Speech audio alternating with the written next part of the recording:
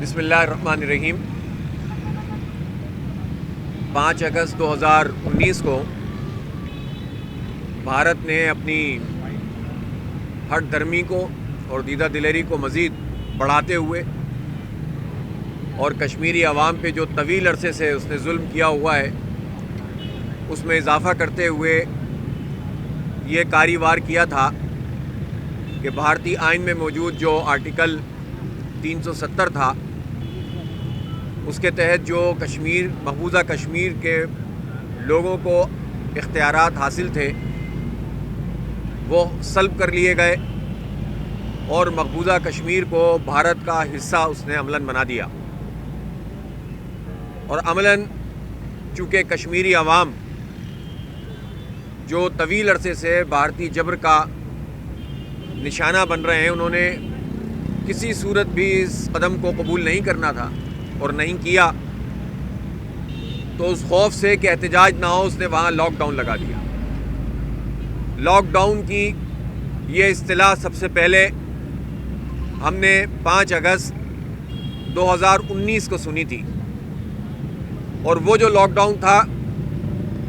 اس میں کشمیری عوام اپنے گھروں میں محصور کر دیے گئے، چاروں طرف فوجی موجود تھے، نوجوانوں کے اوپر حملے ہو رہے تھے، احتجاج کرنے والے بچوں، عورتوں، بوڑھوں، جوانوں کے اوپر پیلیٹ گنوں سے فائرنگ کر کے ان کو نابینا کیا جا رہا تھا، اور بدترین صورتحال سے کشمیری عوام اس لاک ڈاؤن کے نتیجے میں دوچار ہوئے۔ اس وقت بھی عملاً وہاں پر یہ لاک ڈاؤن موجود ہے، اور مقبوضہ کشمیر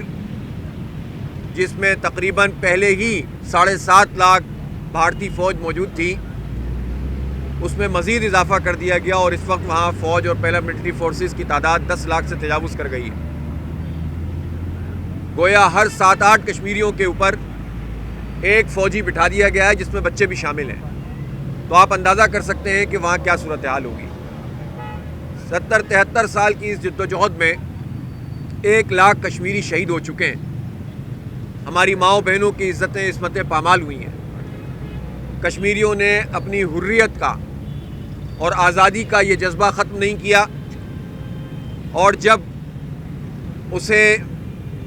مدد ملی تب، اور جب مدد ختم کر دی گئی امریکہ اور بھارت اور مختلف طاقتوں کے کہنے پر، اس وقت بھی انہوں نے نہ صرف یہ کہ ہتھیار نہیں ڈالے بلکہ سیاسی مزاحمت بھی کی ہے۔ کشمیری جو بھارتی قابض فوج کے خلاف اگر اسلحے کے حوالے سے بھی لڑائی کرتے ہیں تو یہ اختیار انہیں اقوام متحدہ کا آرٹیکل 51، اقوام متحدہ کا جو چارٹر ہے اس کا آرٹیکل 51 دیتا ہے کہ اگر کسی ٹیریٹری کے اوپر کوئی فوج قابض ہو جائے تو اس کے خلاف اسلحے سے بھی مزاحمت کی جا سکتی ہے۔ کشمیر کا معاملہ آدھا تو جہاد کے ذریعے سے حل ہو گیا تھا، اور بھارتی جس نے 1947 میں اپنی فوجیں کشمیر میں اتاری تھیں، تو کشمیری عوام اور قبائل کے لوگ، پاکستان کے جو قبائلی لوگ تھے اور کچھ سابق فوجی، انہوں نے جا کر جہاد کیا، اور اس جہاد کے نتیجے میں اس کشمیر کو آزاد کرا لیا کہ جو آج آزاد کشمیر ہے۔ اور ابھی وہ آگے بڑھ رہے تھے کہ نہرو دوڑا اقوام متحدہ میں گیا، بین الاقوامی برادری کو آوازیں لگانے لگے، اور پھر اقوام متحدہ میں اس نے خود ہی یہ پروپوزل رکھا کہ مقبوضہ کشمیر، آزاد کشمیر، لداخ، جموں، ان سب کے عوام پر مشتمل، اور یہ شمالی علاقہ جات ہمارے جو گلگت بلتستان ہے، اس سب کے عوام مل کر ایک پلیبیسائٹ، ایک جو ہے ریفرینڈم کے ذریعے سے یہ فیصلہ کریں گے کہ انہیں بھارت کے ساتھ رہنا ہے یا پاکستان کے ساتھ رہنا ہے۔ 1948 اگست سے لے کر آج تک اب یہ ہو گئے 73 سال، بھارت نے اس قرارداد پر عمل نہیں کیا، اور اس کے بعد بھی 20 قراردادیں اقوام متحدہ میں پاس ہوتی رہیں، لیکن کوئی اقوام متحدہ بھارت کو مجبور نہیں کرتی کہ وہ اس کی قراردادوں کے مطابق جو ہے وہ فیصلہ کرے۔ جبکہ معاملہ جب ایسٹرن تیمور کا تھا اور جنوبی سوڈان کا تھا، تو جو ہی قرارداد پاس ہوئی اس کے کچھ عرصے بعد ہی عمل کر دیا گیا، اور ان کو مسلمان ملکوں سے جدا کر دیا گیا۔ اس کا مطلب یہ ہے کہ اقوام متحدہ میں بھی پیمانہ یہی ہے کہ اگر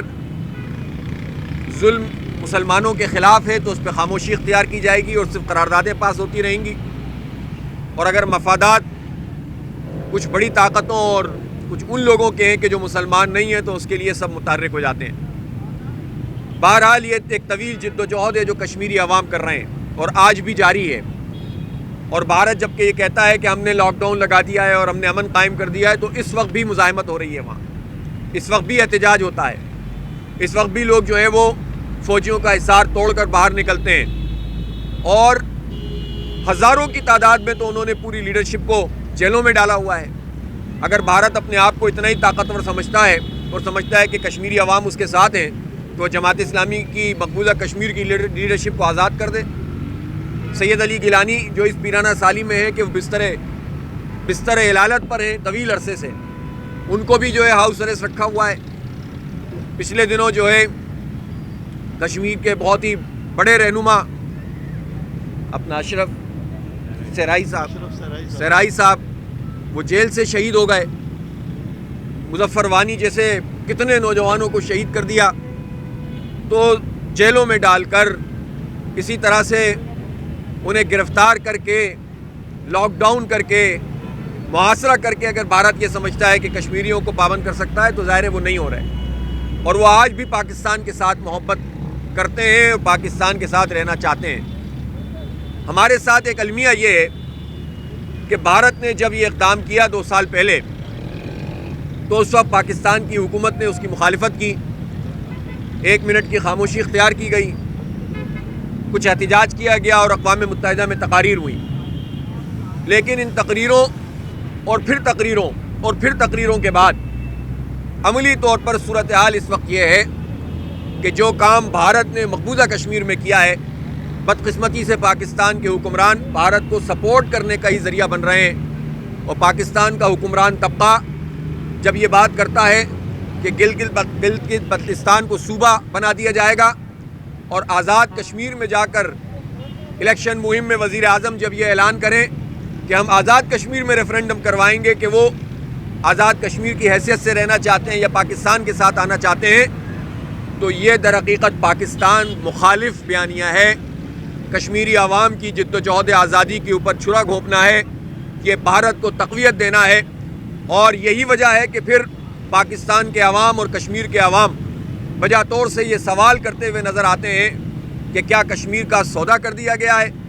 جو اقدام بھارت نے کیا، کیا پاکستان کا حکمران طبقہ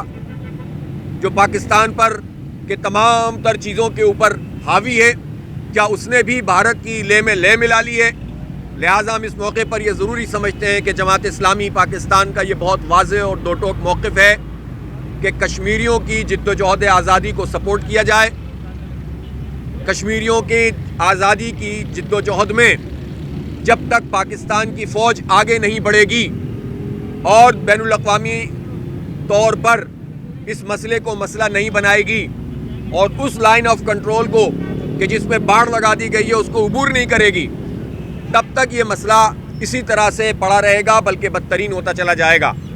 اور پاکستان کے افواج کو کا یہ اب قانونی، آئینی اور بین الاقوامی قانون کے مطابق بھی یہ اس کا حق بھی ہے،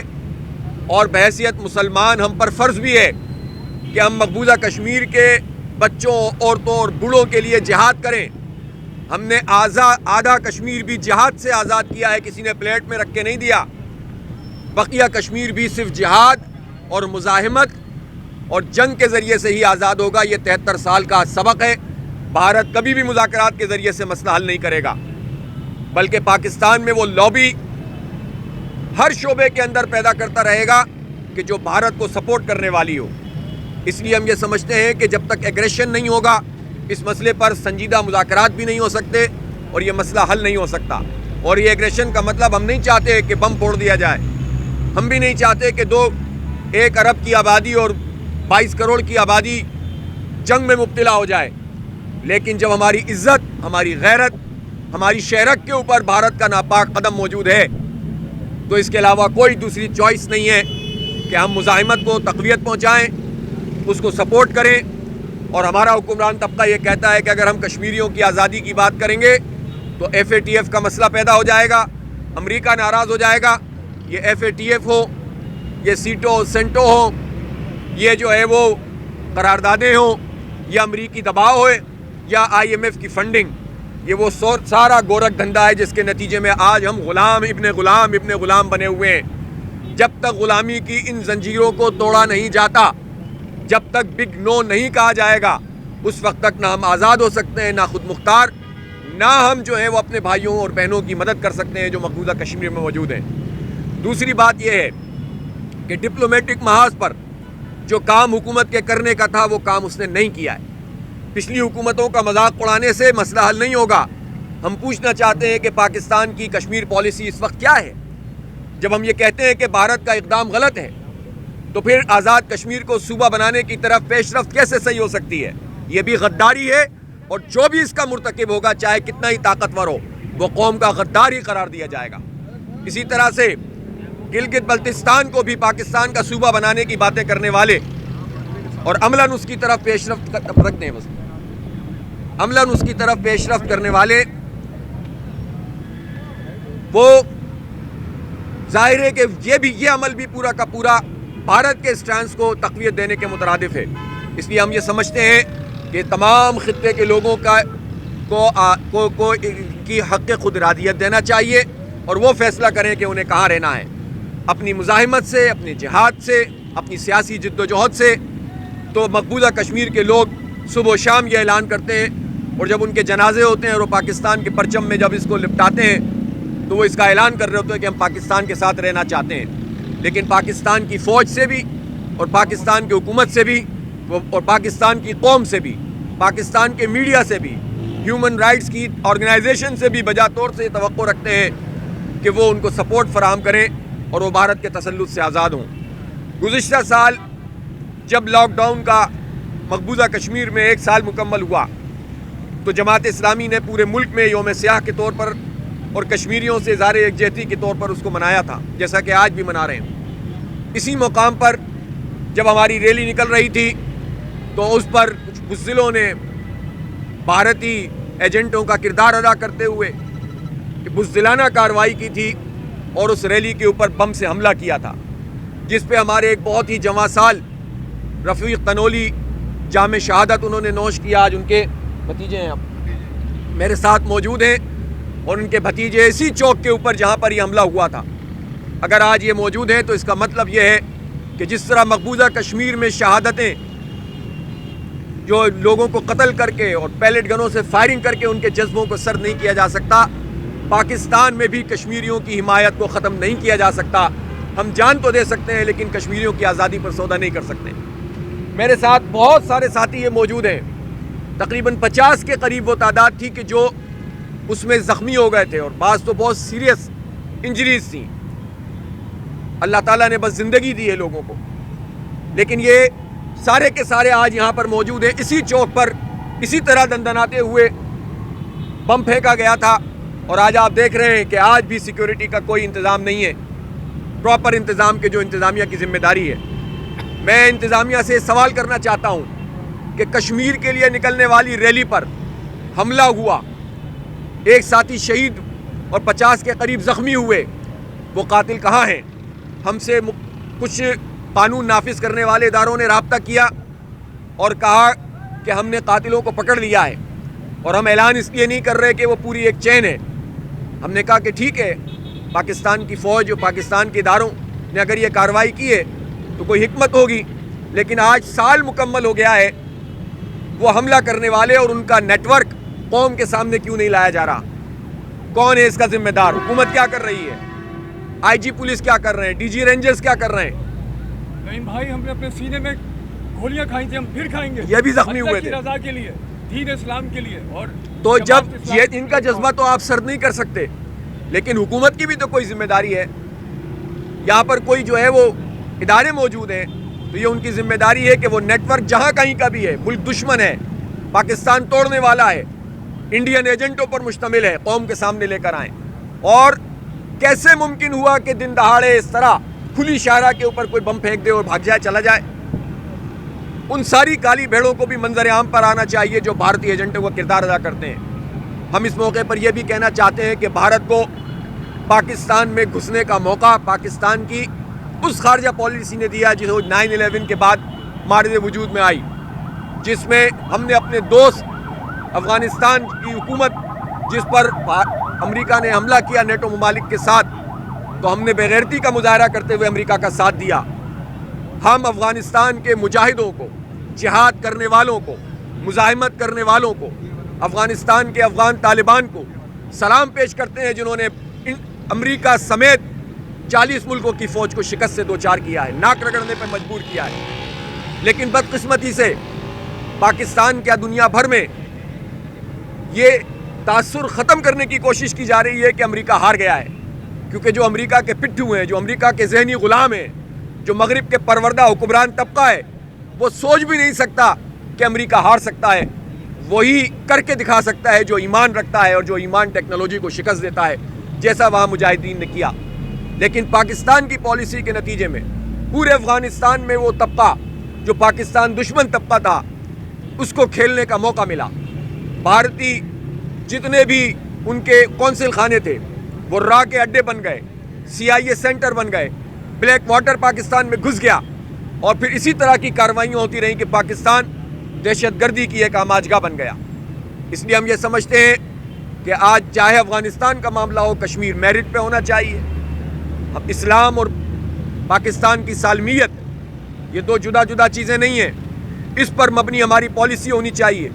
غیرت کا سودا نہیں ہونا چاہیے۔ اور کشمیر کے حوالے سے ہمارا موقف بہت واضح اور دو ٹوک ہونا چاہیے کہ کشمیریوں کو حق خود ارادیت ملنا چاہیے، اور بھارت جب ان کے اوپر یہ ظلم کر رہا ہے تو اس کے خلاف مزاحمت کرنا کشمیریوں کا حق ہے۔ اس مزاحمت کی جانی، مالی، عسکری ساری سپورٹ کرنا پاکستان کے افواج پر بھی اور پاکستان کی حکومت پر فرض ہے۔ اگر یہ نہیں کریں گے تو دنیاوی اعتبار سے بھی اور عند اللہ بھی پکڑ ہوگی کہ تم کیا کر رہے تھے، جو ہمارے بچے ہماری خاطر جو ہے وہ سب کچھ کر رہے تھے۔ میں حیران ہوں کہ بھی پچھلے سال ہماری حکومت نے کہا کہ ہم نے مقبوضہ کشمیر کو پاکستان کے نقشے میں شامل کر دیا ہے۔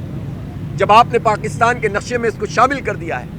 اور آپ صرف سیاسی پوائنٹ اسکورنگ نہیں کر رہے، تو اس کا مطلب تو یہ ہے کہ پاکستان پہ بھارت کا قبضہ ہے۔ جب پاکستان پہ بھارت کا قبضہ ہے تو پاکستان کی فوج کی ذمہ داری کیا ہے، حکومت کی ذمہ داری کیا ہے کہ وہ فوج کو استعمال کرے اور پاکستان پہ جو قبضہ بھارت کا ہے اس سے اس کو آزاد کروائے۔ اس لیے اس بات کو یہ رنگ نہ دیا جائے کہ کوئی ہیجان پیدا کیا جا رہا ہے۔ یہ ایک حق ہے، دنیا میں معروف حق ہے کہ اگر ہم پر قبضہ ہوگا تو ہم لڑیں گے اور لڑ کر اس قبضے سے جان چھڑائیں گے۔ مذاکرات سے اگر مسئلہ حل ہو رہا ہوتا تو اب تک ہو چکا ہوتا۔ اس لیے آج ایک مرتبہ پھر ہم کشمیریوں کی حمایت بھی کرتے ہیں اور ساتھ ساتھ ان کی جد و جہد آزادی کو سپورٹ بھی کرتے ہیں۔ چونکہ کشمیری عوام کو بھی ہم یہ میسج دینا چاہتے ہیں کہ چند حکمرانوں کا نام یا فوج کے جرنیلوں کا نام پاکستان نہیں ہے۔ پاکستان پاکستان کے 22 کروڑ لوگوں کا نام ہے۔ پاکستان پاکستان کے نظریے کا نام ہے۔ پاکستان لا الہ الا اللہ محمد الرسول اللہ کا نام ہے، اور پاکستان اس جذبے کا نام ہے جو کشمیریوں کے ساتھ کھڑا ہوا ہے۔ اس لیے پاک فوج میں بھی اگر کشمیری مسلمانوں کے حوالے سے ایک زبردست جذبہ موجود ہے، غصہ موجود ہے، اور حکومت کے دائروں کے اندر بھی سارے لوگ تو ایسے نہیں ہوتے جو سودا کرتے ہیں، اگر ان کے اندر بھی یہ جذبہ موجود ہے تو وہ سامنے آنا چاہیے اور اس پر اتفاق رائے سے ایگریسو پالیسی بننی چاہیے تاکہ کشمیر کا یہ مسئلہ حل ہو سکے۔ ایک مرتبہ پھر میں اپنے سارے کارکنوں کو خراج تحسین پیش کرتا ہوں کہ آج بھی وہ اسی چوک پر موجود ہے جہاں ان پر بم حملہ ہوا تھا۔ یہ آسان بات نہیں ہوتی، اس دن بھی کوئی ایک آدمی بھی نہیں بھاگا تھا، اور آج بھی سب لوگ یہاں پر موجود ہیں، اور انشاءاللہ یہ جذبہ بھی موجود رہے گا اور کشمیریوں کی حمایت بھی موجود رہے گی۔